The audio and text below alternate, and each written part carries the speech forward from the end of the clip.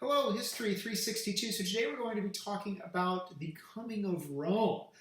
That is Rome and the Hellenistic world. And of course, we're going to have several lectures on Rome's engagements and how these fundamentally reshape the geopolitics of the Hellenistic world. But let's start off around the 3rd century BC, the early 3rd century BC.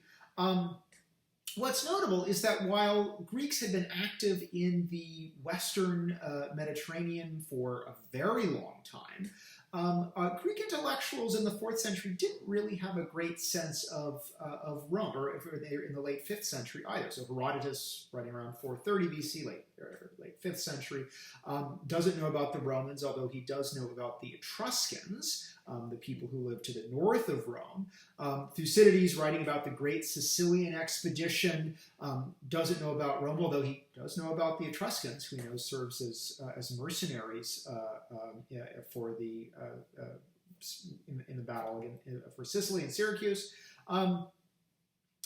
Aristotle supposedly knows about the Gallic sack of Rome, although he seems to think of it as a kind of Latin city and is fuzzy on the details. But Aristotle, who is writing in the late 4th century, is the first sort of big Greek intellectual that we can say is at least aware of Rome as an entity. Now that said, the diplomatic contacts do seem to increase in the 3rd century BC. And of course, one reason that is that over the course of the latter part of the 4th century BC, Rome goes from, say, the middle of the 4th century BC to just being a kind of large city, but with a relatively modest hinterland in the middle of Italy, to, after a series of explosive conquests, basically controlling the Italian peninsula in the early 3rd century BC. Defeating the Etruscans to the north, the Samnites to the south, and also bringing the Greek city-states that are along the southern Italian coast under its hegemony. And indeed, it was the Roman menace to one of these city-states, Tarentum, that had brought the expedition of Pyrrhus to Italy. So Rome had some skirmishes with Tarentum, some diplomatic tensions over Tarentum's own aggressive activities against another Greek city-state that was a Roman ally, Thurii. And as a result, the Tarentines call in Pyrrhus, this Epirot military adventurer, and so he comes over with a large army. He defeats several Roman armies, first at Heraclea in 280, then at Asculum in 275. And the Romans actually, after the Battle of Heraclea, briefly consider a peace with Pyrrhus that would probably require surrendering their hegemony over southern Italy. And they are dissuaded from this. And Pyrrhus himself, he's able to beat the Romans, but he's suffering heavy casualties. The Romans, who have an unusually large citizen body and a very robust alliance system, are able to regenerate their military manpower. And so Pyrrhus gets frustrated. He goes off to Sicily. He actually comes back in 275 after fighting the Carthaginians on the behalf of Syracuse.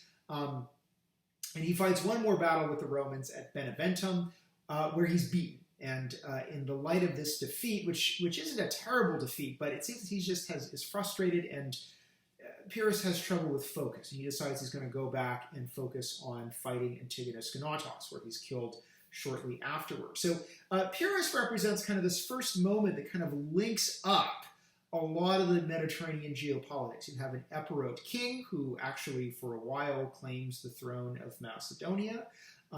He is materially supported by Ptolemy II, and he is facing off against not just Rome, but also Carthage. And in fact, Rome and Carthage are allies in this war against Pyrrhus, because Pyrrhus is threatening Roman Italy and Carthaginian Sicily. And so this kind of, the Pyrrhic Wars, therefore, do put Rome on the map, as I've mentioned them before for this reason. And one result is actually that Ptolemy II seems somewhat impressed and opens diplomatic relations with Rome. And he also has relations with Carthage because Rome and Carthage share a boundary between Cyrene and Carthaginian Libya. So the Romans are therefore on the map. As far as we can tell, the next time that relations are established with a big Hellenistic power is the Seleucids and the Romans have some kind of diplomatic contact in around 220, perhaps because Seleucid armies are operating around Ilium, Troy, the city-state in Asia Minor that the Romans claim descent to. So we may actually have an example of kind of kinship diplomacy. The Macedonians may be late to the game, although note in one of the readings that you had, Philip V is very aware of the Romans, their robust manpower, their habits of enfranchising freed slaves, and he's thinking about this when he writes his letter to Larissa, urging them to enroll some citizens that the actual Council of Larissa doesn't want to enroll into the citizen body. So clearly by the late 3rd century, Philip V is very much aware of the Romans and even knows something about their society. There's evidence of diplomatic contacts with the Seleucids, and the Ptolemies and the Romans have had relations and connections for over 50 years. Now, the first Roman military operation across the Adriatic, so into what today would be Albania, but into the sort of Greek East, is actually against the Illyrians. And there are 2 Illyrian wars. The first Illyrian war is in 229. And this is, in theory, a response to Illyrian piracy. And of course, the Illyrians are actually a whole group of associated people. But one set of Illyrians, the Ardiaean Illyrians, they have an energetic, actually, queen named Tuta, who is not just a kind of pirate queen, but it seems that this is a case of state formation is taking place. A group of pirates and brigands are starting to become more organized and are starting to look a little more like an army and navy. And this actually alarms the Greeks. The Aetolians actually lose a big battle to the Illyrians, much to their surprise. But it seems that the sort of state formation on the Illyrian coast is particularly alarming to the Romans, because this is right across the Adriatic Sea from the Roman allies in Italy, who complain about petty piracy, and Rome doesn't do much. But Rome is willing to do much about Tuta. So after some negotiations that don't go very well, the possible death or even murder of a Roman envoy is at least used as a Roman excuse for declaring war, as a pretext. The Romans go to war with Illyria in 229 BC, and they pretty much make quick work of poor Tuta. Tuta has one of her own chief lieutenants, Demetrius of Pharos, quickly switch sides. And essentially, as part of the peace settlement, the Romans say, because Tuta seems to have been technically, she's the queen, her husband is dead, she's acting as the regent to her young son. So in the peace treaty, the Romans say, okay, Tuta is sidelined, we don't know what really happens to her, she presumably dies at some point. Demetrius of Pharos, the turncoat, is put as the regent to the young son. And so he is now running this nascent Illyrian kingdom on behalf of the Romans, or as a kind of acknowledged Roman agent. And there's an open question: to what extent is Illyria and this sort of this part of the Adriatic coast of the Balkans, is this seen as a kind of Roman sphere of influence? Now, what's notable is the Romans don't seem to be interested in any kind of permanent engagement. They fought this war, they've won this war, but they don't turn Illyria into a province, and they don't seem to have a lot of heavy diplomatic contacts after the First Illyrian War. However, Demetrius of Pharos in the late 220s seems to start acting a bit more of an independent agent. And indeed, in around 220, he goes on a buccaneering expedition. He puts together a large fleet, and he goes and raids down the coast of Greece as far as Pylos, into the Peloponnese. And it seems he's just doing this because he wants to loot things. Loot is good. But this seems to alarm the Romans. This is maybe too much for them. Now, what's notable is in 219, as the Romans are turning to deal with Demetrius of Pharos being a naughty boy, they're facing a massive diplomatic crisis in the west because Hannibal is besieging an allied city in Spain, Saguntum, and the Romans are actively threatening war if the Carthaginians don't first stop Hannibal, and then even the Romans demand that they turn Hannibal over to them. So the Romans are engaging in throwdown, trash-talking diplomacy with Carthage. And yet, what do? Instead of going and sending, say, a military relief force to aid this city in Spain that they claim to care so much about, they instead decide, no, we have to deal with Demetrius of Pharos. He's been a bad boy. He hasn't even attacked Italy or any Roman ally, but he's kind of out of control. He's acting like a true pirate king. So in 219, the Second Illyrian War breaks out. The Romans send both of their consuls, one with an army, one with a fleet. This is a massive military operation. And of course, they smash the hell out of poor Demetrius of Pharos. He flees, and interestingly shows up unexpectedly in the court of Philip V, where Polybius sort of presents him as a subsequent kind of Machiavellian advisor to Philip V, always telling him to do the devious thing. And the Romans therefore find a new regent. Oddly, the regent they seem to settle on is the partner that had been on the same buccaneering expedition with Demetrius. But the Romans decide they can work with him. So this is a sort of odd war. It's taking place, a huge, massive military expedition at a moment when Rome, in theory, should be dealing with the real crisis, the crisis with Hannibal and Carthage. Why the Romans act this way is still debated. You'll sometimes hear the kind of, grand strategist who says, well, the Romans had to secure their eastern flank or the western flank before they could deal with Carthage. I don't think that's the case. The Illyrians are really never much of a threat in that sense. They may be a threat to Italian shipping, but they're not going to really threaten the Romans. I suspect it's more they're a little surprised that things go downhill so fast with Carthage. I think they think the Carthaginians are going to back down, and so they can have this brisk, easy war with Illyria, and then are surprised when the Carthaginians don't back down and the negotiations spiral, and they find themselves in a difficult and dangerous war with Carthage the next year. At any rate, those are the First and Second Illyrian Wars are the first two major engagements that Rome fights. Now, it's possible that the fact that the Romans have now twice asserted control over Illyria may lead to some tension with Macedonia, although we have no evidence for that. At the very least, it's possible that both the Romans and the Macedonians consider Illyria kind of their periphery.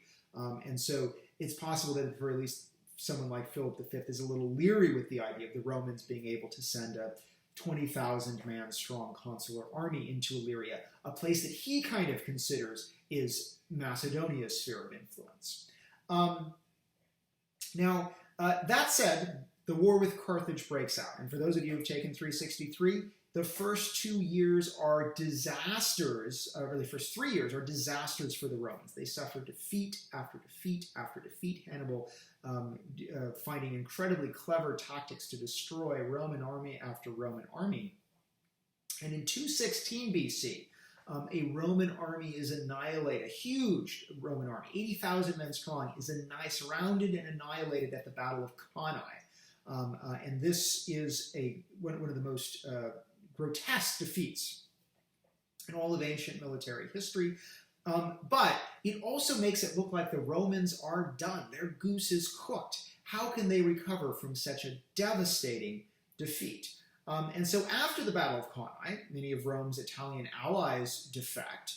And also it seems that Philip V looks at the situation and said, well, hey, look, I was kind of waiting to see who was going to win, and now I know who's going to win. It's time to set up a peace treaty with Carthage. And so in 215, there are negotiations. They're actually conducted directly with Hannibal as the general sort of representing Carthage in Italy. and a treaty of peace and friendship is produced, which interestingly tells us what Hannibal would have done had he won the war. Rome continues to exist as a sovereign, moderately independent state, but southern Italy now is under Carthaginian protection. That's something that Macedonia has to acknowledge. And so it's not a treaty that requires Philip to declare war on Rome by any means. It's simply a treaty that acknowledges that Carthage and Macedonia will be friends and allies and acknowledge each other's sort of spheres of influence. One lousy thing happens to Philip, though. The Romans intercept this treaty as these negotiations are going back and forth, possibly even as they're just trying to hash out the language. And the Roman Senate is not amused that Macedonia has entered into this peace treaty with their enemy. And so they respond by 214 with a declaration of war. This is the so-called First Macedonian War. Now here's the problem. The Romans do not have the troops or the ships to fight the Macedonia, to actually engage in the Macedonian War. I know we've talked a little bit about this we talked about Macedonians.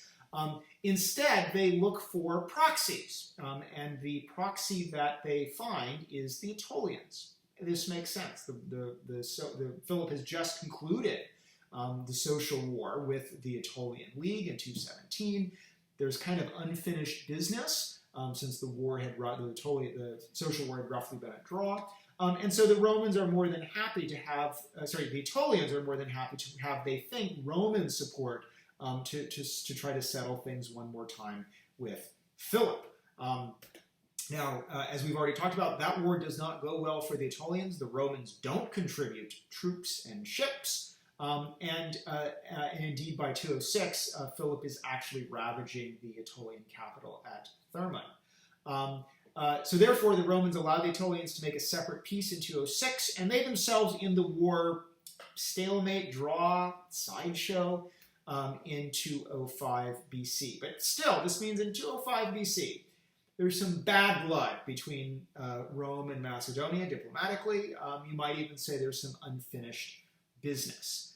The real question, though, is why would Rome declare war with Macedonia in 200? And various explanations have been proposed. I'm going to give you the explanation that I find the most compelling. It's been most recently advocated for by a historian at the University of Maryland named Arthur Eckstein, and that is that there is a huge structural shift to the way that Hellenistic geopolitics works in 204 or 3 that causes or requires a massive Roman military intervention to the east, and this structural shift is caused by the death of Ptolemy IV. So again, these are all things we've kind of talked about.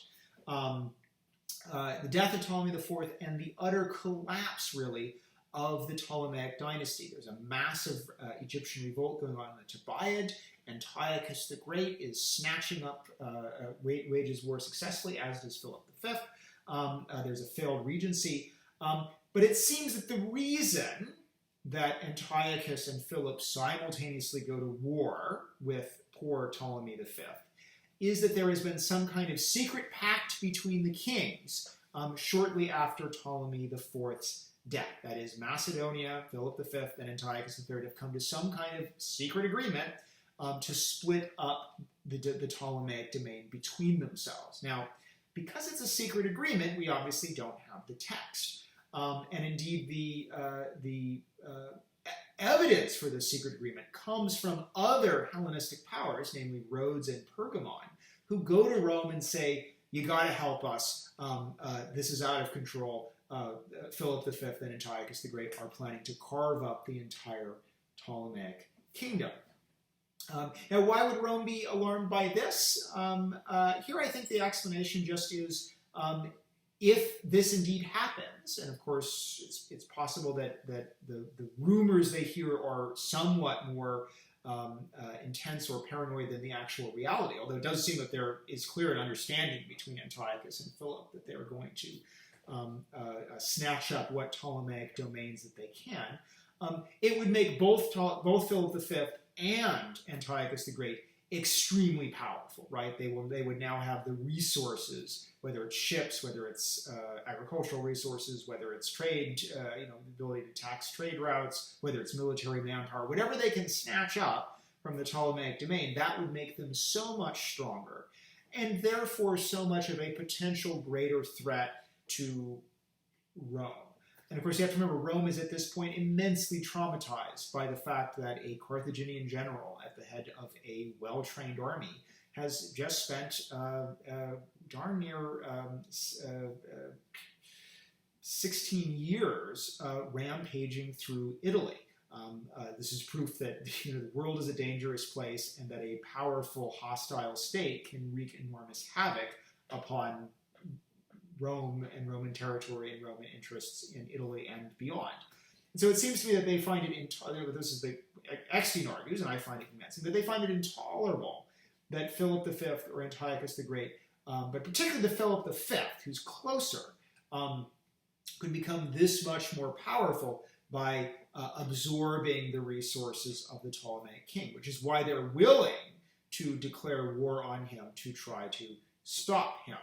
Now, the sort of big instances that caused the Romans to declare war, and here are, unfortunately, our chronology of the war is not entirely clear, but there's a major Roman confrontation as Philip is besieging Abydos. Now, this is a brutal siege that sees many of the inhabitants of Abydos commit suicide, but while Philip is besieging Abydos, he has a major confrontation with a Roman envoy that's recorded in Polybius. And the final declaration of war comes as Philip is menacing Athens. So therefore, in 200 BC, the Romans have declared the Second Macedonian War on Philip V, and that will be our subject for next time. I'll see you then.